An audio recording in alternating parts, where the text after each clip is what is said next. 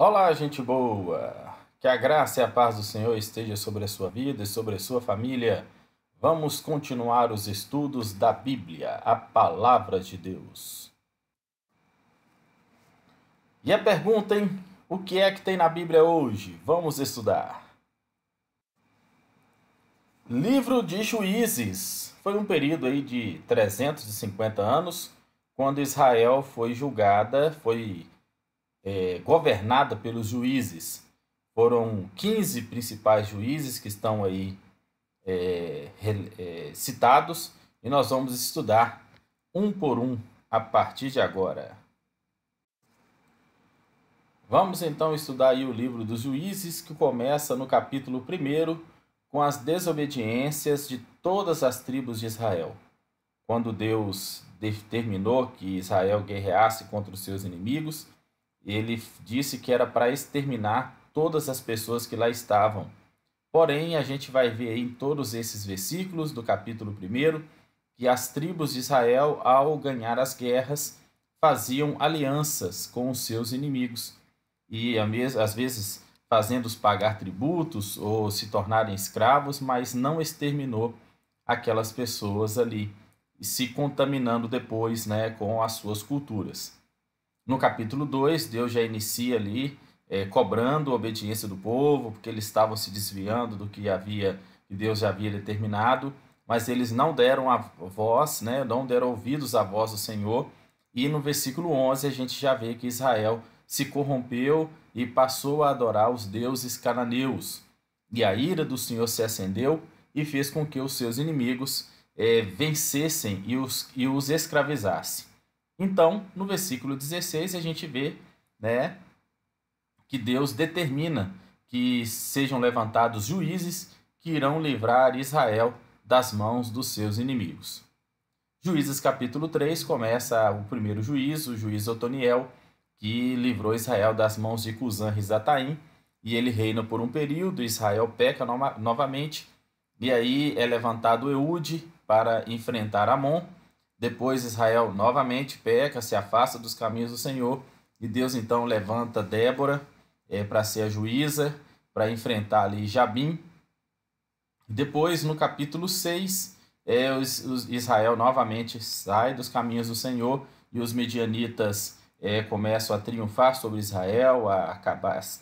A guerra era o seguinte: os inimigos iam e tiravam as colheitas, deixavam a terra com fome, deixavam os povos escravizados, as crianças, e tirava todo o poderio militar de Israel. Então Deus tinha que levantar ali os juízes, e levantou Gideão, que com apenas 300 homens venceu um exército dos midianitas. Coisa maravilhosa, uns milagres de Deus. No capítulo 9 a gente vê aí que está escrito Abimeleque não, porque Abimeleque ele era filho de Gideão, e Gideão teve 70 filhos. E Abimeleque quis reinar, quis forçar ser o juiz de Israel. Então ele matou os seus irmãos, exceto Jotão, que conseguiu fugir, e ele então começa a julgar Israel, mas sem a aprovação de Deus. E a gente vê que no final do capítulo 9 ele morre, e Deus então levanta Tolá no capítulo 10 para continuar julgando Israel. Depois vem Jair. E aí no capítulo 11 a gente vê a história de Jefté, que era filho de descendentes de Israel, mas com uma prostituta. Então eles tiram Jefté do meio do povo. Eles dizem que Jefté não é digno de ser criado ali no meio de Israel, mas eles estavam sendo afligidos pelos amonitas e pelos filisteus. Então eles, vendo que Jefté era um guerreiro, eles vão atrás dele e o prometem que ele seria o juiz. E ele então guerreia e vence, né, os filisteus e os amonitas. Tem até aquela história que Jefté fez uma promessa de que a primeira pessoa que ele encontrasse, ele iria sacrificar ao Senhor, e infelizmente ele encontra a própria filha, e ele cumpre a palavra que fez, a promessa que fez a Deus, mas foi um grande líder, um grande juiz em Israel.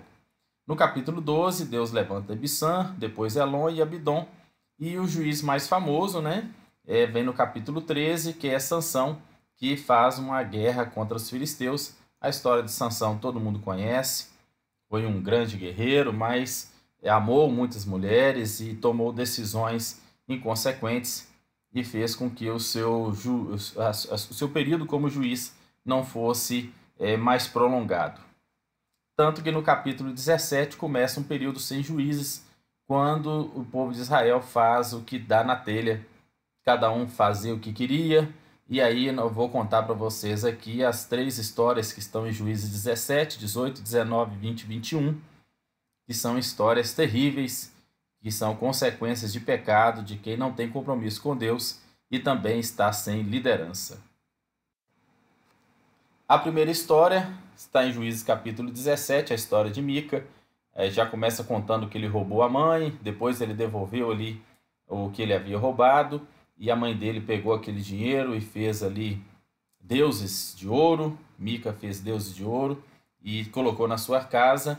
Só que como não havia sacerdote, não havia ninguém para poder orientar a parte espiritual, então ele pegou ali um levita que estava passando, subornou, porque ele era da tribo de Levi, para ele consagrar aqueles deuses, e aquele levita ficou lá, né, como um sacerdote na casa de Mica. Só que os danitas, passando, ficou sabendo daqueles deuses de ouro que havia na casa dele. Eles passaram lá e roubaram todos os deuses de ouro de Mica. Tinha um exército junto com os líderes da tribo de Dan, e eles estavam ali de passagem para poder conquistar uma terra. Então eles roubaram aqueles deuses, e aí o Mica perseguiu os danitas para tentar pegar de volta os seus deuses, os seus ouros, mas ele perdeu tudo e não teve muito sucesso. No capítulo 19 conta uma história terrível do levita e a concubina. O levita se casou, né, com aquela concubina, e ela adulterou, ela traiu ali o levita e fugiu.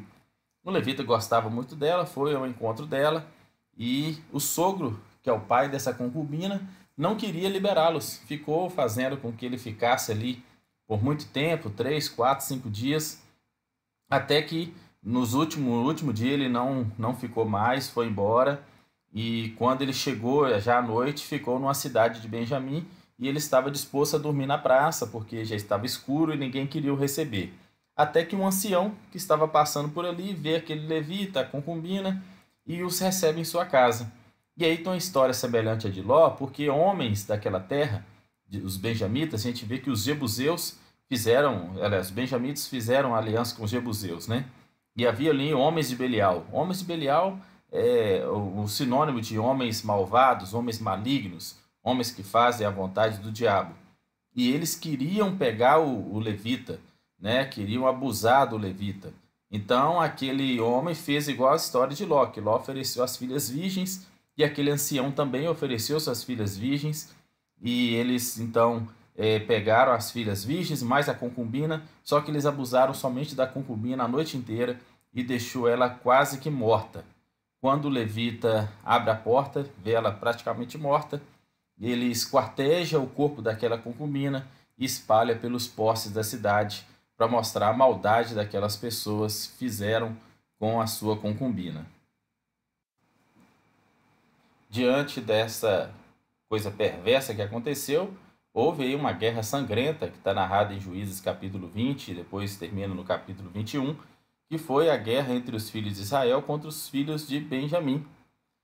Israel ficando sabendo que os benjamitas fizeram, né, aqueles filhos de Belial fizeram, as demais tribos pediram que os estupradores fossem entregues para serem mortos, né, porque fizeram uma barbárie. Porém, havia aquela aliança entre os jebuseus e os benjamitas, e eles não entregaram. Então, os filhos de Benjamim tinham 26.700 soldados, e as outras 11 tribos de Israel tinham 400.000. Eles pediram a Deus conselho, Deus autorizou, e na primeira guerra, Israel perdeu 22.000 homens. Depois, na segunda guerra, eles sempre pedindo a Deus permissão para ir, Deus falava que podia, e Israel perdeu 18.000. Mas, na verdade, isso acabou se tornando um juízo de Deus para com todas as tribos, porque por mais que Benjamim estava protegendo ali aqueles homens maus, Israel também não tinha lá muita coisa boa também não. Na terceira guerra perdeu-se 30, e na última guerra Benjamim perdeu 25.100 homens, e além de Israel, as outras tribos terem invadido as terras, né, de Israel, dos benjamitas, e terem matado ali as mulheres, as crianças, ter exterminado com tudo, e desses aí somente 600 homens fugiram, e as outras tribos se negaram a mandar as filhas para para se casarem com os benjamitas, né? Então a ideia seria exterminar a tribo de Benjamim. Mas aí eles fizeram um tratado de paz, houve ali um perdão, e ali as outras tribos liberou para que as moças fossem novamente e se encontrar com os benjamitas, e se casaram, e a tribo de Benjamim não foi exterminada. Pois bem, gente boa, termina aí o livro de Juízes, esse livro com muita desobediência, muito castigo, Deus levantando pessoas, né, os juízes, para poder julgar e ajudar a Israel, mas sempre eles cometendo os pecados aí de se afastar dos caminhos do Senhor. Então fica a nossa lição de sempre sermos obedientes à voz de Deus. Se você ainda não leu a Bíblia inteira durante um ano, leia a Bíblia inteira uma vez na vida. Jesus Cristo te abençoe, gente boa. Grande abraço.